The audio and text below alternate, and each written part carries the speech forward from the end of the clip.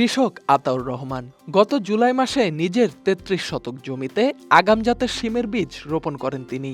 রোপণের ৪৫ দিন পরই গাছে ফুল আসতে শুরু করে। এর ৬০ দিন পর গাছ থেকে শিম সংগ্রহ শুরু করেন তিনি।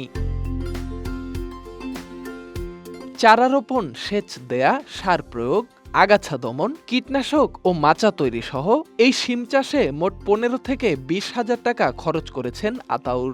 বর্তমান বাজারে ১২০ থেকে ২৫০ টাকা দরে সিম পাইকারিতে বিক্রি করছেন তিনি।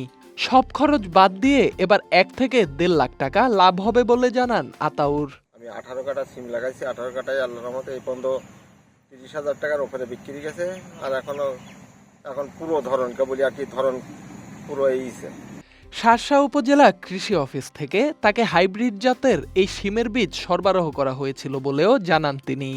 হাইব্রিড সিম খুব উন্নত জাত লাগাইলে ৪৫ দিন পরে গাছের ফল চলে আসবে। শিম একটি শীতকালীন সবজি হলেও বর্তমানে দেশে আগাম শিমের চাষ করা হয় বলে উল্লেখ করে এই হাইব্রিড শিম চাষ করে কৃষকেরা লাভবান হচ্ছেন বলে জানান উপজেলা কৃষি কর্মকর্তা।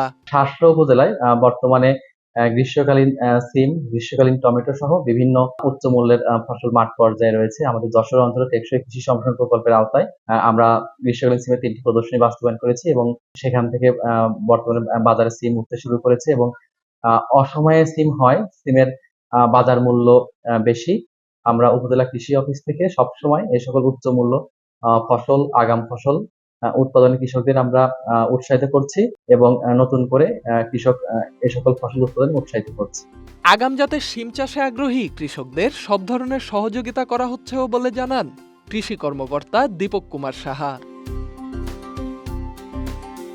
Dhaka express news desk.